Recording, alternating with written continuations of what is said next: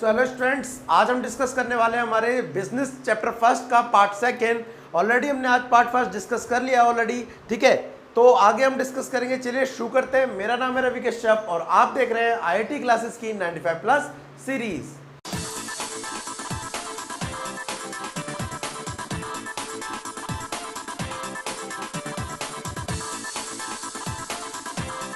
तो well students, आपको मैं बताना चाहूंगा कि हमारा ये बिजनेस के चैप्टर फर्स्ट का सेकंड पार्ट है।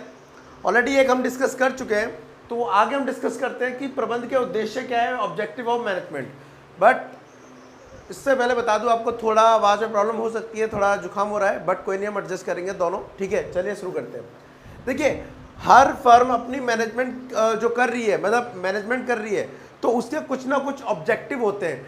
Objective towards organization, objective towards society, objective towards individual, ठीक है।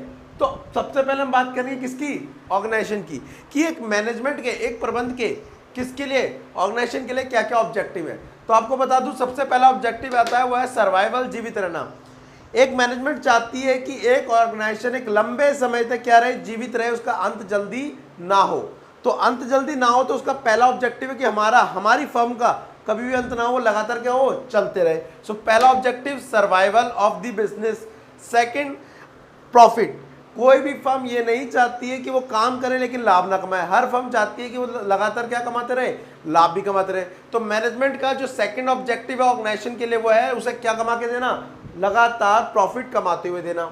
और थर्ड जो है कि फर्म ये नहीं चाहती कि जहां से वो स्टार्ट हुई थी हमेशा वहीं बने रहे, धीरे धीरे उसकी क्या होती रहे, ग्रोथ होती रहे।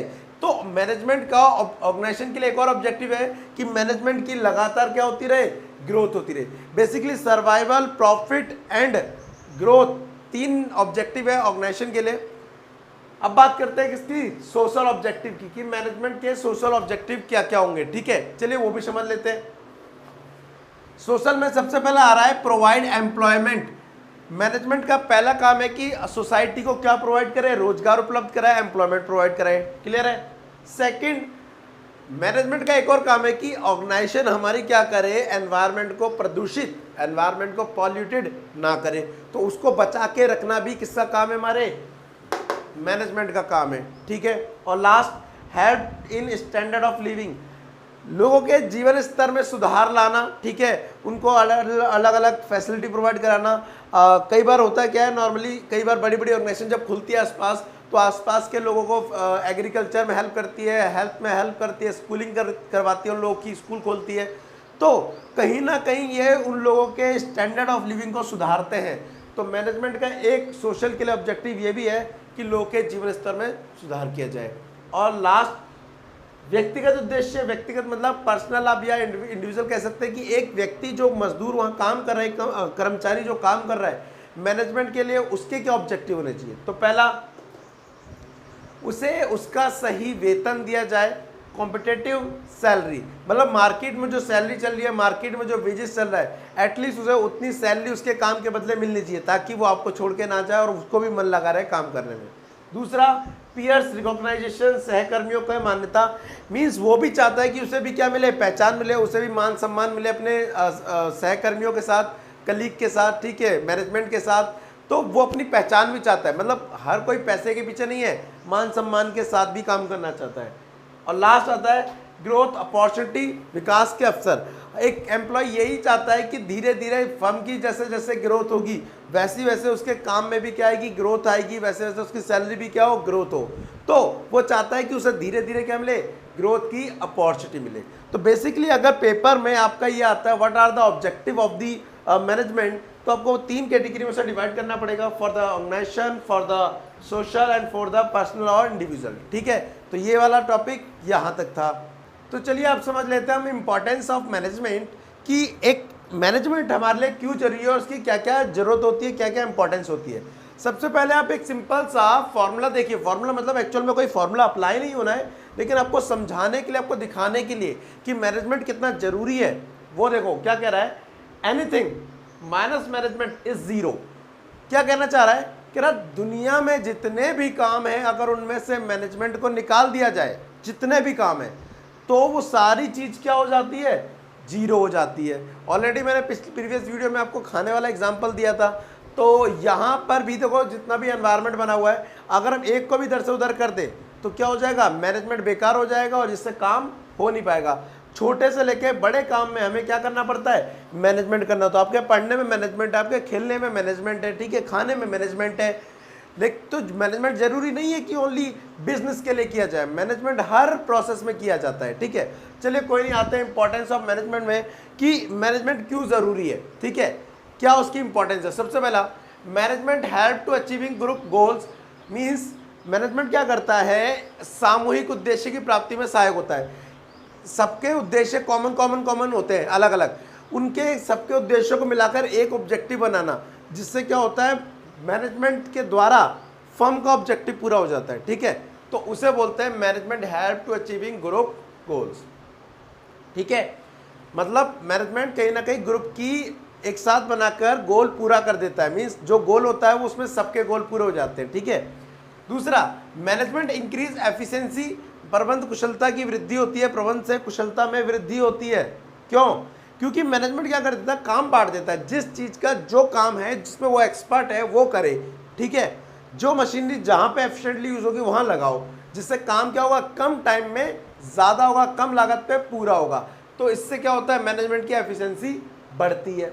Next, management create dynamic environment, गतिशील संगठन तैयार करता है, ठीक है। यहाँ पर एनवायरनमेंट की जगह ऑर्गेनाइजेशन होगा। मैनेजमेंट क्या करता है, डायनेमिक ऑर्गेनाइजेशन को तैयार करता है। डायनेमिक का मतलब क्या होता है, डायनेमिक एनवायरनमेंट के बजाय डायनेमिक ऑर्गेनाइजेशन है ये, जिसका मतलब होता है जैसे जैसे आसपास चेंज आ रहा है, जैसे जैसे कंप्यूटर में चेंज आ रहा है, जैसे जैसे कस्टमर में चेंज आ रहा है, वैसे वैसे अपने अंदर चेंज लाना, that is called dynamic organization. अब हो क्या रहा है, जैसे जरूरी है, लेकिन ये अब शुरुआत में सारे काम किससे होते थे, रजिस्टर पे होते थे, कागजों पे होते थे। बाद में कंप्यूटर का दौर आया तो जब फर्मों में कंप्यूटर लगने लगे, कुछ लोगों ने इसको नकारा, एम्प्लॉय ने, कि नहीं कंप्यूटर के आने से हमारी नौकरियां चल जाएगी। लेकिन नहीं, मैनेजमेंट चाहती है कि जो सही परिवर्तन है उसे क्या हो, फॉलो किया जाए। तो मैनेजमेंट कहीं ना कहीं डायनेमिक ऑर्गेनाइजेशन को तैयार करता है, ठीक है। Next, help to achieve personal objective, व्यक्तिगत उद्देश्य की प्राप्ति में सहायक। देखिए कहीं ना कहीं मैनेजमेंट आपके ऑर्गेनाइजेशन के ऑब्जेक्टिव तो पूरा कर ही रहा है, लेकिन वो चाहता है कि एक व्यक्ति के जो पर्सनल ऑब्जेक्टिव है अपने, उसे रोजगार मिले, उसकी सैलरी सही मिले, उसको अच्छा ग्रोथ की अपॉर्चुनिटी मिले, वो भी पूरा करके देता है कौन, हमारा मैनेजमेंट। तो मैनेजमेंट बहुत जरूरी है किस चीज के लिए, एक पर्सनल ऑब्जेक्टिव को पूरा करने के लिए, ठीक है। उसके बाद बात करते हैं लास्ट वाले पॉइंट की, डेवलपमेंट ऑफ द सोसाइटी, समाज के विकास में सहायक करता है। सही बात है, जो हमारा मैनेजमेंट है कहीं ना कहीं वो समाज की ग्रोथ के लिए बहुत ज़्यादा पीछे का हिस्सा है, मीन्स बहुत ज़रूरी है। क्योंकि देखिए कहीं ना कहीं मैनेजमेंट का मतलब कहाँ से आता है, फर्म से आता है। फर्म ही लोगों को रोजगार देती है, उसी को वस्तुएं बना के देती हैं, ठीक है, और स्टैंडर्ड ऑफ लिविंग प्रोवाइड करती है। कई सारे हॉस्पिटल एंड कई सारी स्कूलिंग भी वही कराते हैं, ठीक है, फर्म के द्वारा, मैनेजमेंट के द्वारा ही। तो हो क्या रहा है, कहीं ना कहीं अगर इनकी ग्रोथ होगी, मैनेजमेंट ग्रोथ करेगा तो लोगों की ग्रोथ होगी, और लोगों की ग्रोथ होगी तो किसी ग्रोथ होगी, समाज की ग्रोथ होगी, क्योंकि समाज, सोसाइटी लोगों से मिलकर बनाए। तो कहीं ना कहीं यहाँ पर प्रॉब्लम आ रही है कि अगर ग्रोथ हो रही है किसकी, मैनेजमेंट की, तो वो किसकी विकास करेगा, समाज का विकास करेगा। तो बेसिकली ये रहे आपकी इंपॉर्टेंस। पहला मैंने बताया management help to achieving group goal, ये ग्रुप गोल्स को पूरा करता है। दूसरा, मैनेजमेंट एफिशिएंसी को बढ़ाता है, काम को बांटने की वजह से जो बंदा जिस चीज़ में एक्सपर्ट होता है वो काम उसे मिलने के कारण वो धीरे धीरे उसमें एक्सपर्ट हो जाता है, ठीक है। Management create dynamic organization, dynamic organization तैयार करता है जो समय समय पर अपने आप में बदलाव कर सकती है और आने वाली प्रॉब्लम को फेस कर सकती है, जिससे काम क्या होगा, ज़्यादा होगा। Help to achieve personal objective, organization के ऑब्जेक्टिव के साथ साथ ये इंडिविजुअल के ऑब्जेक्टिव का भी ध्यान रखती है। अगर उनके ऑब्जेक्टिव पूरे होंगे तो फर्म के भी ऑब्जेक्टिव पूरे हो जाएंगे। आपका एम्प्लॉय सेटिस्फाई होना चाहिए। Next, development of the society, कहीं ना कहीं ये सोसाइटी का डेवलपमेंट करता है कौन, मैनेजमेंट, क्योंकि लोगों को रोजगार दे रहा है, लोगों को एजुकेशन दे रहा है, लोगों को काम दे रहा है, लोगों को वस्तुएं दे रहा है। तो ये सारी अगर लोगों को मिल रही है तो लोगों की ग्रोथ हो रही है, स्टैंडर्ड ऑफ लिविंग बढ़ रहा है उनका, और उनके स्टैंडर्ड ऑफ लिविंग बढ़ने से कहीं ना कहीं समाज की ग्रोथ हो रही है, तो समाज का डेवलपमेंट हो रहा है। तो इसलिए मैनेजमेंट हमारे लिए क्या है, जरूरी है। तो बेसिकली ये था चैप्टर फर्स्ट, ठीक है, जिसके अंदर हमने 2 टॉपिक डिस्कस करे।